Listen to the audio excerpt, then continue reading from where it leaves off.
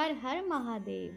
सोमवार व्रत कथा अवश्य सुने। बाबा भोलेनाथ को प्रसन्न करने के लिए आप भी सोमवार का व्रत कर रहे हैं तो शिव व्रत कथा को सुनकर उपवास को पूर्ण अवश्य करें।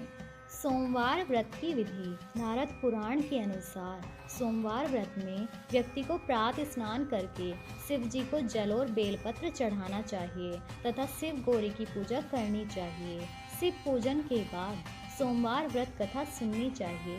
इसके बाद केवल एक ही समय भोजन करना चाहिए। साधारण रूप से सोमवार का व्रत दिन के तीसरे पहर तक होता है, मतलब शाम तक रखा जाता है। सोमवार व्रत 3 प्रकार का होता है। प्रति सोमवार व्रत, सौम्य प्रदोष व्रत, 16 सोमवार का व्रत। इन सभी व्रतों के लिए एक ही विधि होती है। व्रत कथा। एक समय की बात है, किसी नगर में एक साहूकार रहता था। उसके घर में धन की कोई कमी नहीं थी, लेकिन उसकी कोई संतान नहीं थी। इस कारण वह बहुत दुखी रहता था। पुत्र प्राप्ति के लिए वह प्रत्येक सोमवार व्रत रखता था और पूरी श्रद्धा के साथ शिव मंदिर जाकर भगवान शिव और पार्वती की पूजा करता था। उसकी भक्ति देखकर एक दिन माँ पार्वती प्रसन्न हो गईं और भगवान शिव से उस साहूकार की मनोकामना पूर्ण करने का आग्रह किया। पार्वती जी की इच्छा सुनकर भगवान शिव ने कहा कि हे पार्वती, इस संसार में हर प्राणी को उसके कर्मों का फल मिलता है और जिसके भाग्य में जो हो उसे भोगना ही पड़ता है। लेकिन पार्वती जी ने साहूकार की भक्ति का मान रखने के लिए उनकी मनोकामना पूर्ण करने की इच्छा जताई। माता पार्वती के आग्रह पर शिव जी ने साहूकार को पुत्र प्राप्ति का वरदान तो दिया, लेकिन साथ ही यह भी कहा कि उसके बालक की आयु केवल 12 वर्ष होगी। माता पार्वती और भगवान शिव की बातचीत को साहूकार सुन रहा था। उसे न तो इस बात की खुशी थी और न ही दुख। वह पहले की भांति शिव जी की पूजा करता रहा।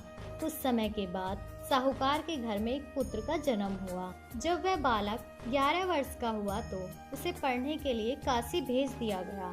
साहूकार ने पुत्र के मामा को बुलाकर उसे बहुत सारा धन दिया और कहा कि तुम इस बालक को काशी विद्या प्राप्ति के लिए लेकर जाओ और मार्ग में यज्ञ कराना। जहाँ भी यज्ञ कराओ वहाँ ब्राह्मणों को भोजन कराते और दक्षिणा देते हुए जाना। दोनों मामा भांजे इसी तरह यज्ञ करते और ब्राह्मणों को दान दक्षिणा देते काशी की ओर चल पड़े। रात में एक नगर पड़ा जहाँ नगर के राजा की कन्या का विवाह था, लेकिन जिस राजकुमार से उसका विवाह होने वाला था वह एक आंख से काना था। राजकुमार के पिता ने अपने पुत्र के काना होने की बात को छुपाने के लिए एक चाल सोची। साहूकार के पुत्र को देखकर उसके मन में एक विचार आया। उसने सोचा, क्यों ना इस लड़के को दूल्हा बनाकर राजकुमारी से विवाह करा दूं। विवाह के बाद इसको धन देकर विदा कर दूंगा और राजकुमारी को अपने नगर ले जाऊंगा। लड़के को दूल्हा के वस्त्र पहनाकर राजकुमारी से विवाह करा दिया गया, लेकिन साहूकार का पुत्र ईमानदार था। उसे यह बात न्याय संगत नहीं लगी। उसने अवसर पाकर राजकुमारी की चुन्नी के पल्ले में लिखा कि तुम्हारा विवाह तो मेरे साथ हुआ है, लेकिन जिस राजकुमार के संग तुम्हें भेजा जाएगा वह एक आंख से काना है। मैं तो काशी पढ़ने जा रहा हूँ। जब राजकुमारी ने चुन्नी पर लिखी बातें पढ़ी तो उसने अपने माता पिता से यह बात बताई। राजा ने अपनी पुत्री को विदा नहीं किया, जिससे बारात वापस चली गई। दूसरी ओर साहूकार का लड़का और उसके मामा काशी पहुँचे और वहां जाकर उन्होंने यज्ञ किया। जिस दिन लड़के की आयु 12 साल की हुई उसी दिन यज्ञ रखा गया। लड़के ने अपने मामा से कहा कि मेरी तबीयत कुछ ठीक नहीं है। मामा ने कहा कि तुम अंदर जाकर सो जाओ। शिवजी के वरदान अनुसार कुछ ही देर में उस बालक के प्राण निकल गए। मृत भांजी को देख उसके मामा ने विलाप शुरू कर दिया। संयोगवश उसी समय शिवजी और माता पार्वती उधर से जा रहे थे।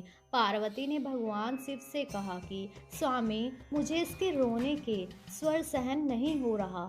आप इस व्यक्ति के कष्ट को अवश्य दूर करें। जब शिवजी मृत बालक के समीप गए तो वह बोले कि यह उस साहूकार का पुत्र है जिसे मैंने 12 वर्ष की आयु का वरदान दिया। अब इसकी आयु पूरी हो चुकी है, लेकिन मातृ भाव से विभोर माता पार्वती ने कहा कि हे महादेव, आप इस बालक को और आयु देने की कृपा करें, अन्यथा इसके वियोग में इसके माता पिता भी तड़प तड़प कर मर जाएंगे। माता पार्वती के आग्रह पर भगवान शिव ने उस लड़के को जीवित होने का वरदान दिया। शिव जी की कृपा से वह लड़का जीवित हो गया। शिक्षा प्राप्त करके लड़का मामा के साथ अपने नगर की ओर चल दिया। दोनों चलते हुए उसी नगर में पहुँचे जहाँ उसका विवाह हुआ था। उस नगर में भी उन्होंने यज्ञ का आयोजन किया। उस लड़के के ससुर ने उसे पहचान लिया और महल में जाकर उसकी खातिरदारी की और अपनी पुत्री को विदा किया। इधर साहूकार और उसकी पत्नी भूखे प्यासे रहकर बेटे की प्रतीक्षा कर रहे थे। उन्होंने प्रण कर रखा था कि यदि उन्हें अपने बेटे की मृत्यु का समाचार मिला तो वह भी प्राण त्याग देंगे, परंतु अपने बेटी के जीवित होने का समाचार पाकर वह बेहद प्रसन्न हुए। उसी रात भगवान शिव ने व्यापारी के स्वप्न में आकर कहा, हे श्रेणी, मैंने तेरे सोमवार के व्रत करने और व्रत कथा सुनने से प्रसन्न होकर तेरे पुत्र को लंबी आयु प्रदान की है। इसी प्रकार जो कोई सोमवार व्रत करता है या कथा सुनता और पढ़ता है, उसके सभी दुख दूर हो जाते हैं और समस्त मनोकामनाएं पूर्ण होती हैं। हर हर महादेव। अगर आप भी भोलेनाथ के भक्त हैं तो कमेंट्स में हर हर महादेव ज़रूर लिखें और चैनल को सब्सक्राइब करें।